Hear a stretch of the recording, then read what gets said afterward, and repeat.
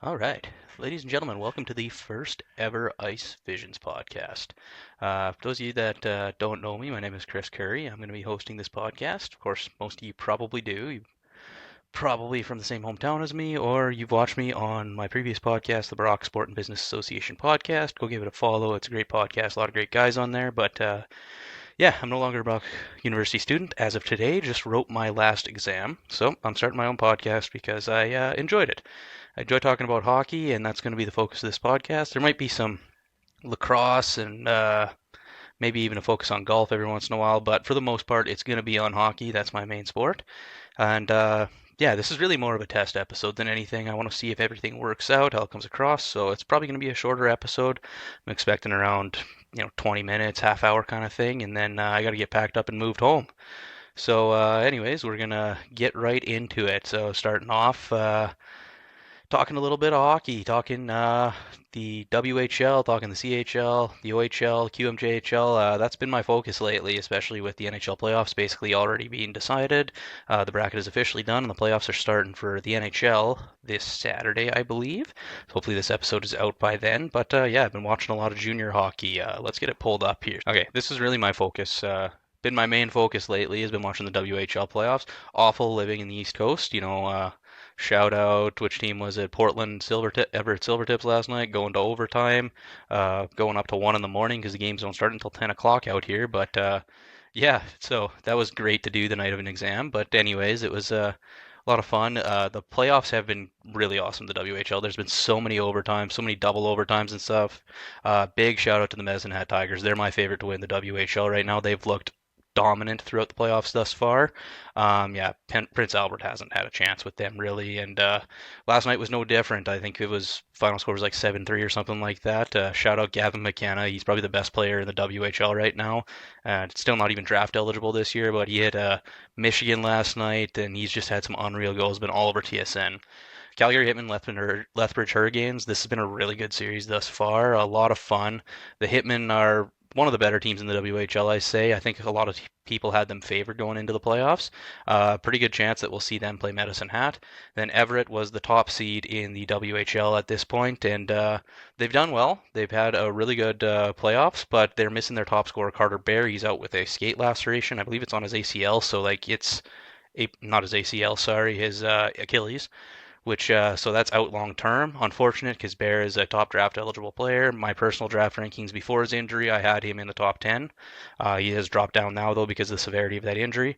Portland's been really great against them. Again, they went to overtime last night and Portland played really well, but and kind of tied up the series. Everett was up 2-0, but yeah, besides that, it's been a really good series as well. And then Spokane and Victoria, I haven't got to watch a whole bunch of this series yet.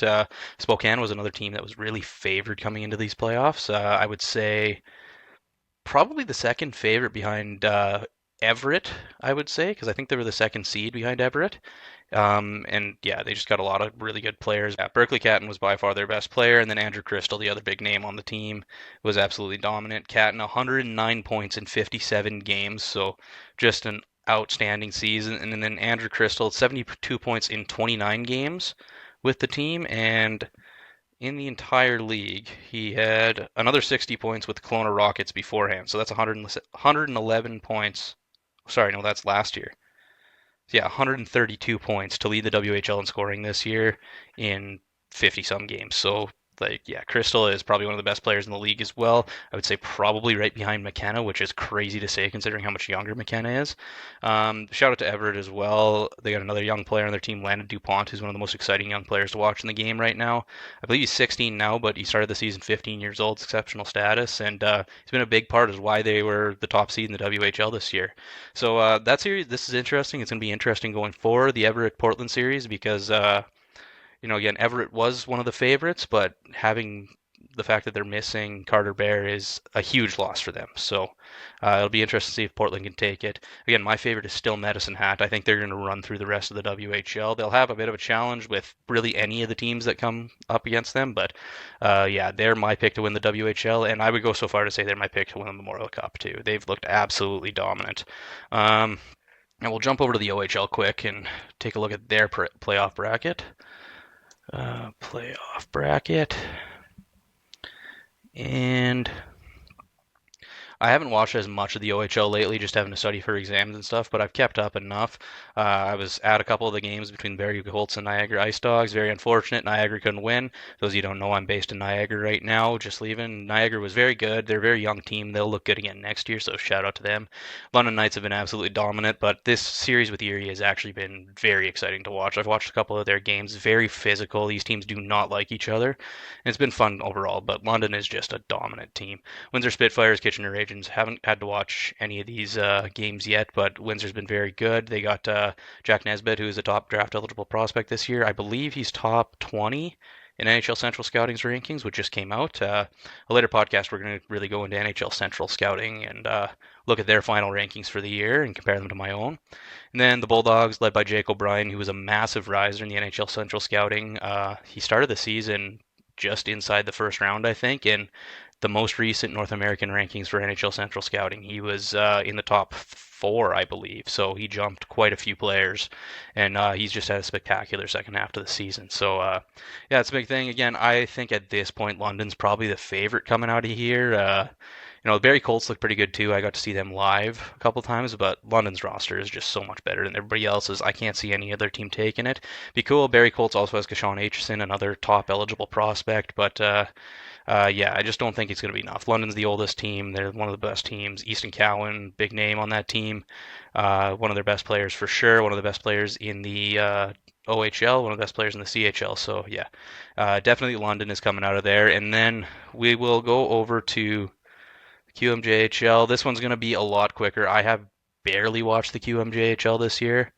Um, Again, it's just a timing thing. Now that I'm done school and stuff, I'll have a little more time to watch. Obviously, there's a real lack of parity in the QMJHL, I find. Obviously, Rimouski, they're the host of the Memorial Cup this year, so they get a bye to it, but they have a good chance. I believe they were a top 10 ranked team in the CHL most of the season, so they have a good chance to take this as well. Forgive my pronunciation of some of these names. Shikutami is also a really good team. They're a bit of an older team, but they're good, kind of high-flying offensive team. They're a lot of fun to watch. Moncton Wildcats, led by Caleb Desnoyers, who is another top eligible draft prospect for this year. I believe Central Scouting has him in the top 7 for North American skaters, so he could be outside the top 10, but very good, and he's going to be a great NHL player as well. And then, yeah, these other teams, they're already sweeps. Again, like, there's just a lack of parity in the QMJHL. We'll start to see a little bit more now that we're getting into the semifinals. But, yeah, definitely the league I've watched the least thus far. I'll definitely get a little more time to watch it now that I'm all done school and everything. So, yeah, that's the main thing with QMJHL. Again, or the QMJHL, the CHL playoffs, they've been really exciting. It's been a lot of fun to watch thus far. But, yeah, that's really it for that. Now we can get into probably what everybody's a little more interested in, and that is the Stanley Cup playoffs, which I got the bracket pulled up here. We're going to go through and actually make my selections for the bracket, and I'm going to give my opinions on each of these teams. I haven't really got to watch the last half of the season because the playoffs were so set up already, and I focused a lot more on the WHL, the CHL, really. But yeah, I have a pretty good opinion on a lot of these teams. It's actually changed a little bit. Some of you probably recall my opinions on some of these matchups from my time on the BSBA podcast. It actually has changed, and actually my cup favorite has changed. So there is some excitement there anyways. All right, excuse me. Okay, and so yeah, we'll go and just get right into it. We're going to start over on this side. I'm going to start the easy one. Anybody who knows me knows that I got Tampa going on. They're beating Florida this year. I think they're the better team. I think a bit of a spoiler alert, I think Tampa, out of any team in the East, out of all the top teams in the East, I think they have the least amount of holes. They have the best depth overall, the best star players. I think they are the best team overall.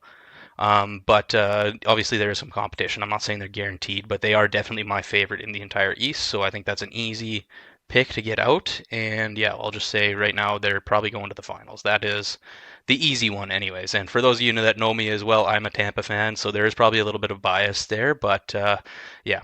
And that's not to really knock Florida or anything. Florida is a very good team. Obviously went to the Cup Finals last year, won the Cup last year, went to the Cup Finals the year before.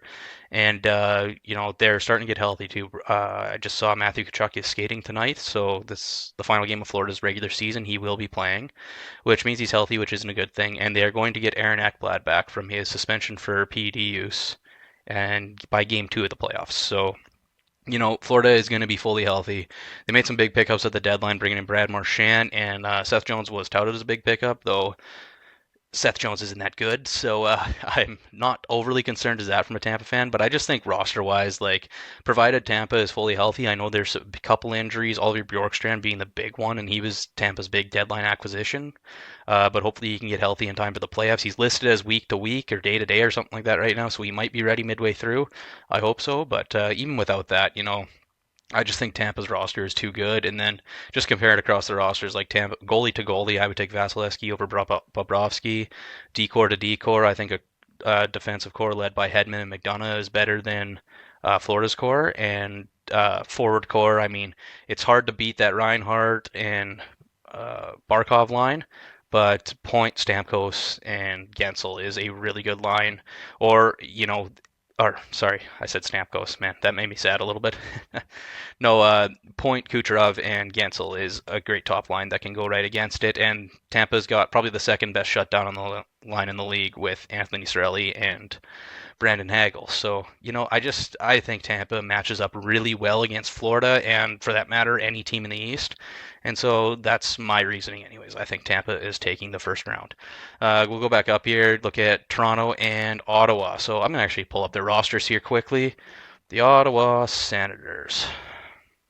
Senators lines.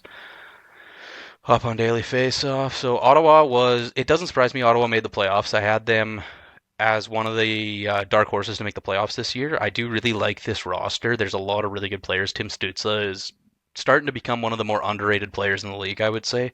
Brady Tkachuk, obviously, he's well known. We know him from the Four Nations. As Canadians, we don't like him from the Four Nations, but he's loved in Ottawa anyways, and that's good. Claude Giroux obviously has that veteran pedigree and is a guy that you kind of want to see win the cup. So you'd love to see Ottawa go on a bit of a run here, but he's also old too, so that is going to hamper it a little bit. And then Dylan Cousins, who has been really good since coming in the trade deadline, one of the biggest surprises of the trade deadline. But yeah, that's kind of the big names anyways in their forward core. There's a couple other names. Drake Batherson's a decent player. David Perron is always solid, and he has been for years. I think he probably hit 20 goals again this year. I think he's been a career 20 goal scorer, 30 goal scorer kind of guy. So big on him. Ridley Greig is obviously a big name as well going into this series, mostly because of the controversy last year between Ottawa and the Maple Leafs. But we'll see how that plays out between Greig and Tkachuk. Toronto's obviously going to have their hands full. And then Jake Sanderson is probably the best defenseman in this series. I think he's one of the most underrated defensemen in the league right now.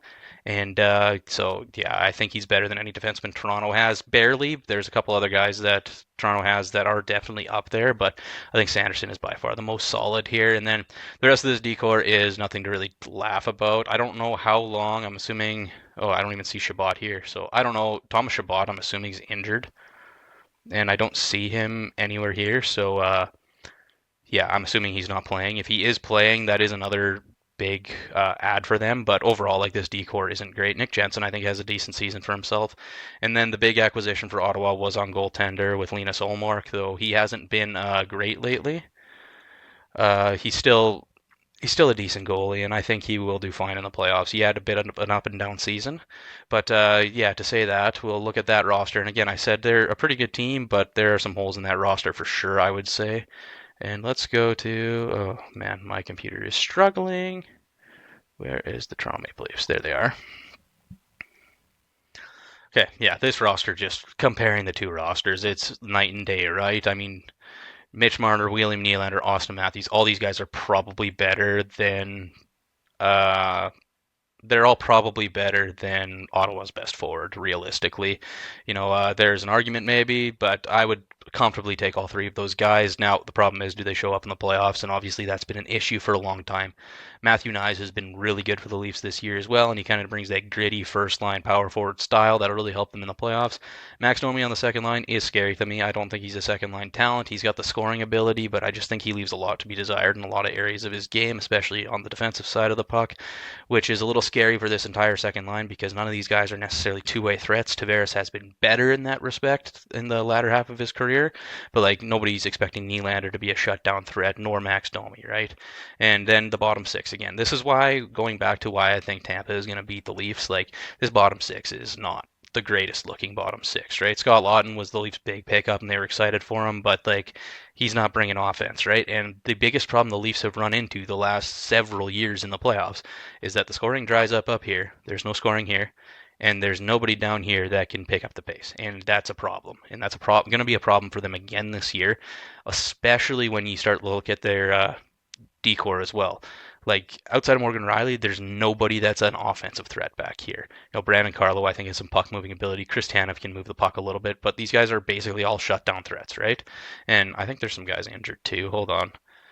Yeah, I was going to say Jake McCabe. He'll be playing playoffs. Oliver Ekman-Larsson will likely be playing playoffs. Prime Oliver Ekman-Larsson would be great on this team. Even now, he's still a decent puck mover, but he's like you're not getting that elite offensive movement from the back end. And then the biggest advantage Toronto has is Joseph Woll and Anthony Stolares, who are both excellent in the regular season this year for the Leafs. And it's good that they're both really good because one of them is for sure going to get injured in the playoffs. That's just a Toronto thing.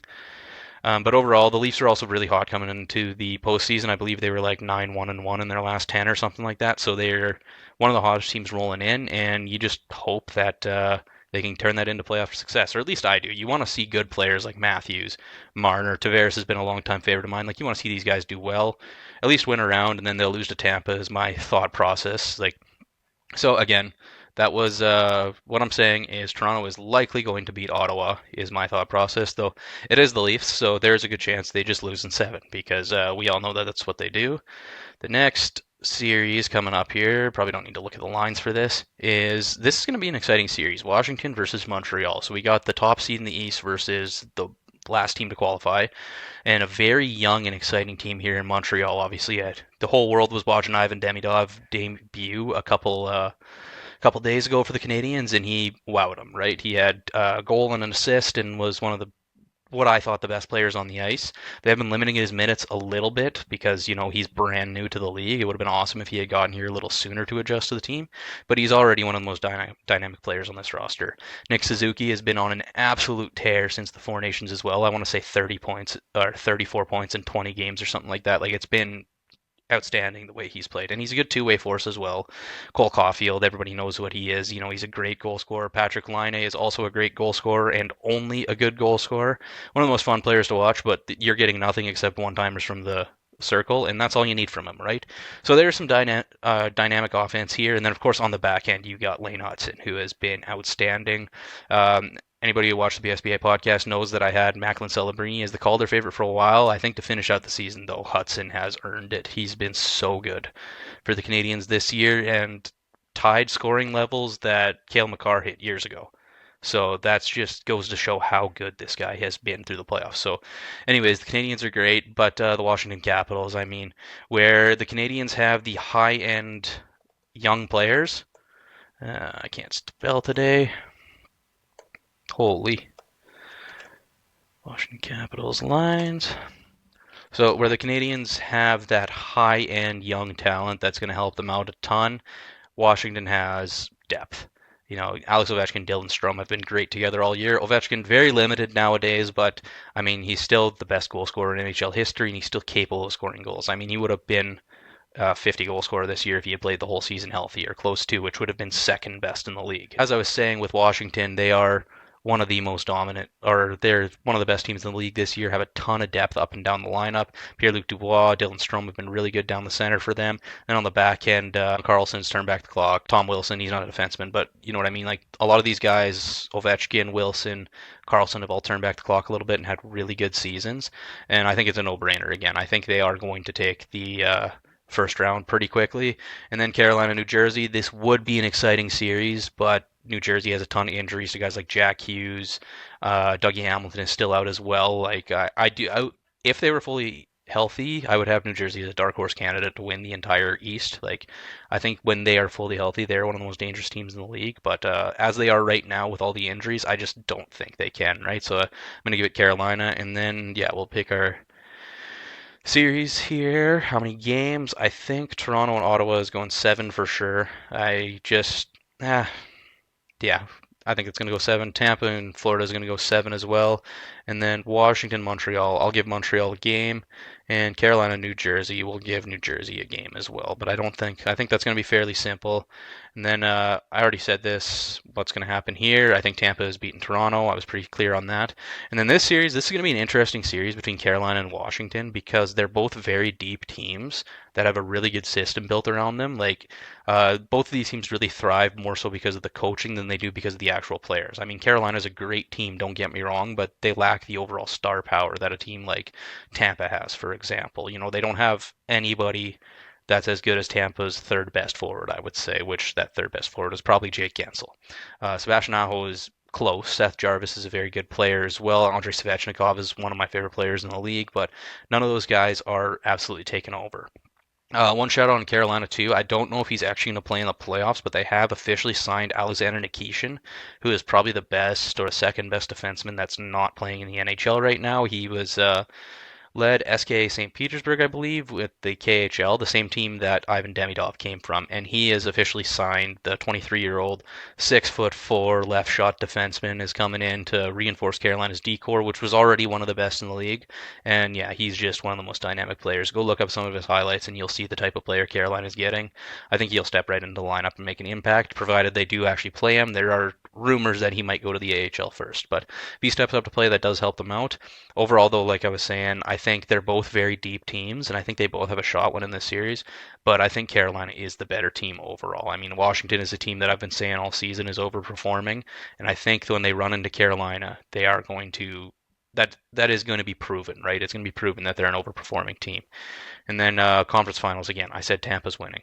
I think again you compare these two rosters. Obviously they got depth on both sides. Carolina probably has more depth overall, uh, but just the star power. Tampa has way better players up front at pretty much every position. The best defenseman in this series belongs to Tampa. The best forward in this series, the best three forwards in this series are on Tampa, and the best goalie in the series is on Tampa. So I just think they got the star power at every position that Carolina can't compete with, which has pretty much been the issue with Carolina for years, right? They've never had that one star forward that can put them over the edge. So that is my opinion on the eastern side. Let's move over to the west. Starting off with what I think is going to be one of the most exciting first rounds on the west side, with the Winnipeg Jets and the St. Louis Blues. So the Winnipeg Jets obviously were the best team in the league all season, led by Connor Hellebuck, who is the best goalie in the league by far. The Winnipeg they also have Mark Scheifele, Kyle Connor, Nick Ehlers. Like they have some great players. Josh Morrissey on the back end. You know, they're a great team. They're a very good team. The St. Louis Blues, on the other hand, have been the best team since the Four Nations and probably since the second half of the season. Riding an absolutely incredible hot streak all the way into the postseason. A team that was, I believe, dead last January 1st or close to one of the worst teams in the league January 1st, and now they're in a wild card spot. It's going to be very interesting to see. You know, even like sometimes teams ride like a shooting wave or something like that, like St. Louis, but it's not that. Like everything underlying expected goals and everything, like they look like one of the best teams in the league, and they're finally performing like it. So I think this series is going to go 7. It's kind of a toss up. I am going to give.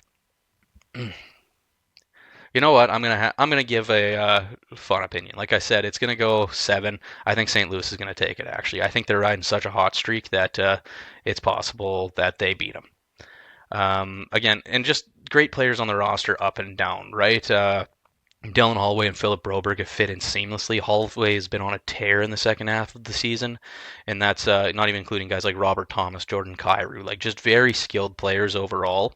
St.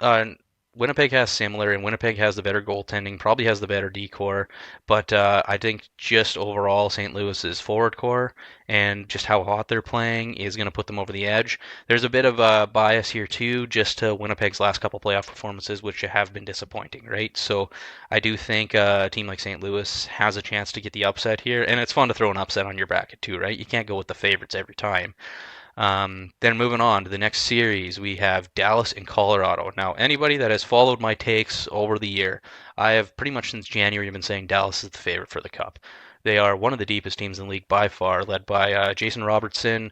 Wyatt Johnson is a super fun player to watch. Matt Duchene has been like turn back the clock for them this year.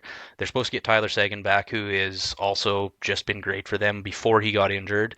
Jamie Benn is kind of like playing great in a depth role. And then on the defensive end, they got Thomas Harley and Miro Heiskanen, who are two of the best young defensemen in the league. Harley is, in my opinion, anyways, kind of surpassed Heiskanen at this point and is now the team's best defenseman. And we saw that, especially anybody who watched Canada at the Four Nations, like he was outstanding for them. So I definitely think Dallas has one of the deepest teams in the league. And then that's not even talking about Jake Ottinger, too, who is one of the best young goalies in the league as well and a proven playoff performer. So, like I said, I had a lot of hope for Dallas this year, but and well, I didn't even mention the Mikko Rantanen trade, which took this team from being one of the deepest teams in the league to over the top, in my opinion, the best overall team in the league. Yeah, so I just thought on paper this team looked outstanding, but there's been a couple of issues. One, their left side defense is not great.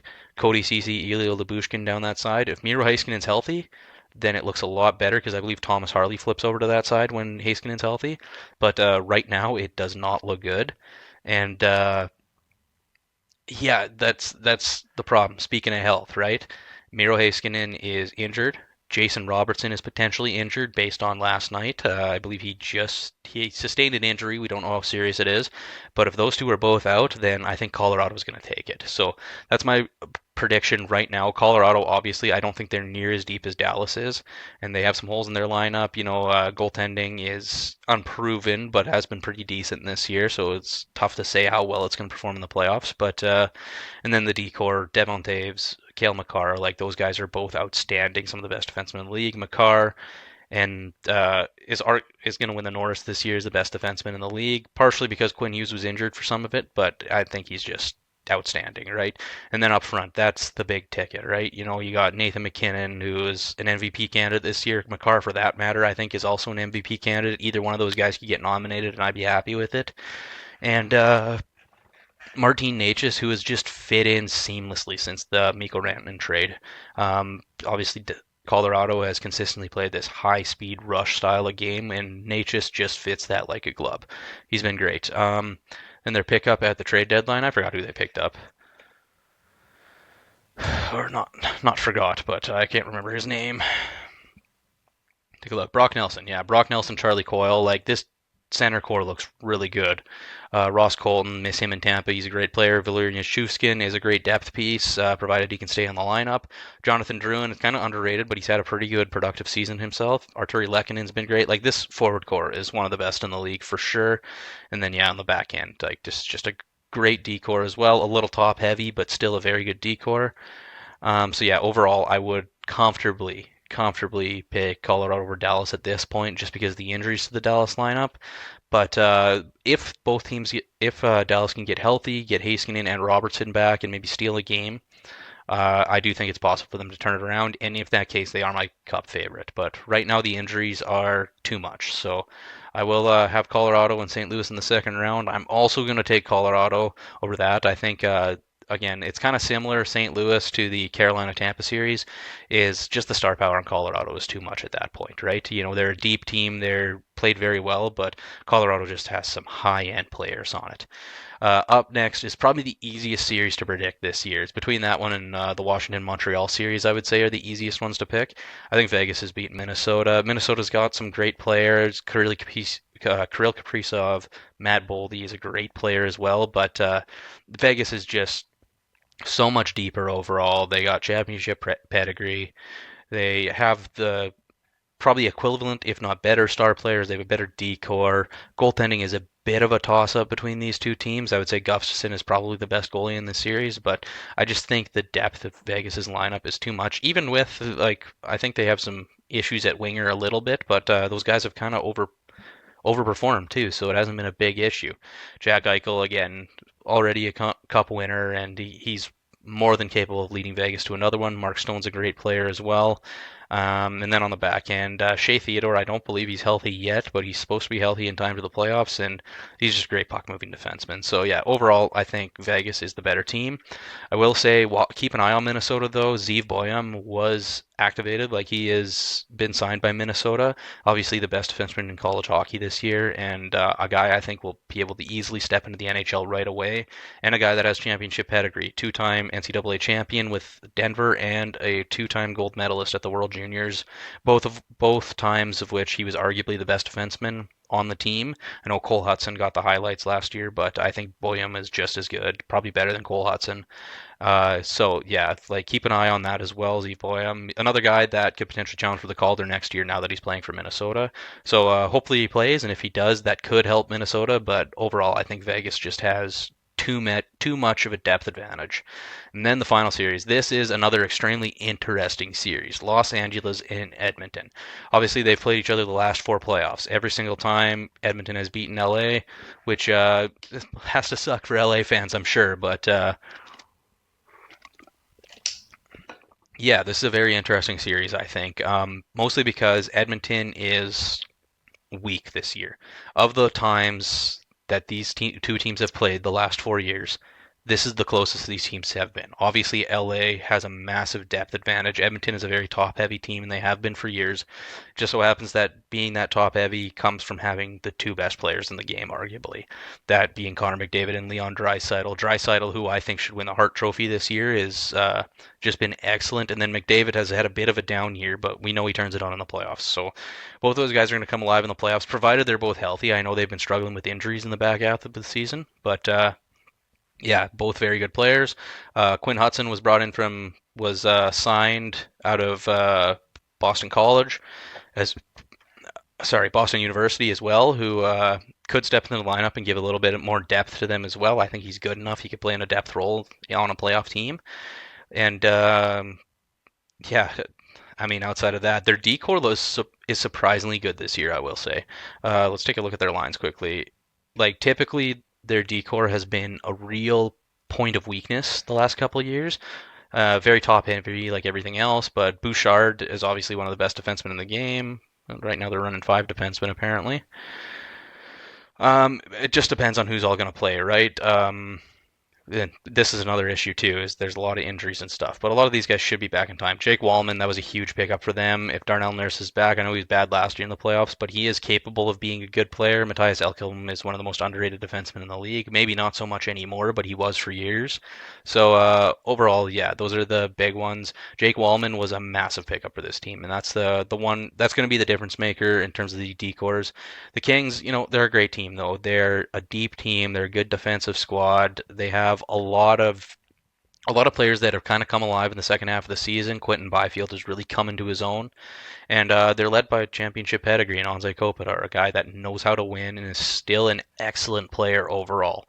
But despite that, again, I think they're both evenly matched. This series is going to go 7 games for sure. It's going to be a very close series overall.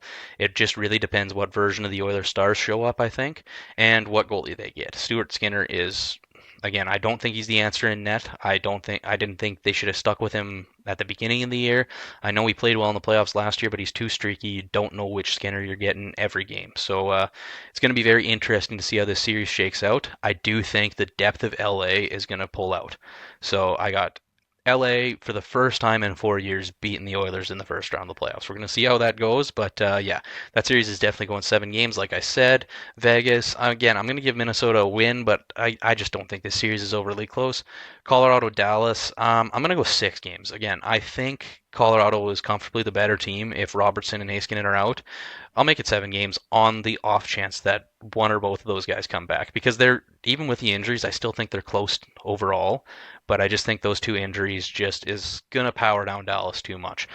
If they weren't, again, if those guys weren't injured, if they were able to play, Dallas is my cup favorite. So that's how close they are to already being one of the best teams in the league. But Colorado is right close there too. They're very good, capable of winning cup. Then finally, St. Louis again. I think the series is going to go 7 games. The West is going to be very exciting in the first round. Lots of 7 game series. Again, even Vegas, Minnesota. I could see Minnesota stealing a couple games just because of how good their star players are. I mean, Kirill Kaprizov will probably be the best player in the series. So there's definitely a chance there, right? But yeah, overall, I think this is what the first round is going to look like.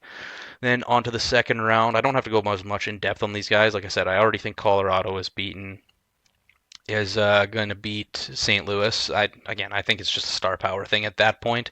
Similarly, I think Vegas is a much deeper team than Edmonton is overall, so they match up a lot better to LA. But the difference being Vegas' stars are just better. Jack Eichel will be the best center in the series, provided he's playing. Shea Theodore will be one of the best defensemen in this series, and if not him, it could be Alex Pietrangelo or Noah Hanifin. Los Angeles really doesn't have a guy on the back end on that level besides like Drew Doughty, provided he's playing like as close to the best he can, which is tough considering his age, right? So yeah, I think Vegas comfortably they have the depth to keep up with LA, but they also just have the better star power. So I think the better team. And then the final thing, you can probably guess based on what I've been saying. It's a combination of depth and star power is the way I look at these teams. Colorado has the star power. They struggle a little bit depth-wise. Obviously, they got better depth than a lot of these teams back here, but compared to Vegas, they just don't have the depth to match up. Vegas similarly has the star power to keep up with Colorado. Neither of these teams necessarily ideal goaltending situations. There's some question marks for both of them, but like overall, I think the decor Vegas has the better decor. Colorado has the better stars on that at that position. Vegas has the better depth at forward. Colorado has the better stars, but Vegas's star players are good enough to keep up with Colorado's. The difference between a Nathan MacKinnon and a Jack Eichel is a lot closer than the difference between, say, a Jack Eichel and an Anze Kopitar or Quentin Byfield, right? So they're close enough depth-wise, or they're close enough star power-wise, and it's just the depth that's going to put them over the top. So I got Vegas beating Colorado, and then in the Cup final, again, biased Tampa Bay fan, I'm going to pick Tampa Bay. I think they're going to win their third Cup in 5 years. Yeah, they haven't won the last 2, 3 years. But yeah, their third Cup in 5 years. They are, I think, the best combination of star power and depth that the league has. Obviously, question marks depending on if Bjorkstrand is injured or not, but he is just one guy. I think overall they are good enough to get through the first 2 rounds, and he should be back by the third round if he's week to week, if not sooner. Like, there's really no timetable that they've given us. I think they're the deepest team in the league. I think, like, again, just comparing them to Vegas, if you compare across from each position, Vasilevsky's better than Aiden Hill. Decors, Vegas doesn't have a defenseman as good as Hedman, and then like Pietrangelo and Hanifin are about as good as McDonough, I would say. McDonough's probably a little below them. Shea Theodore as well, I would say, is about that level, though Theodore's more of offensive minded compared to those guys. And but depth-wise, Tampa is right close with them there. And then up front, I think Tampa has better depth at forward, and they have the better overall star players at forward as well. So I think it's very close, but I think the difference in goaltending and the difference in forwards is what's going to be the difference for Tampa. So yeah, that's my pick.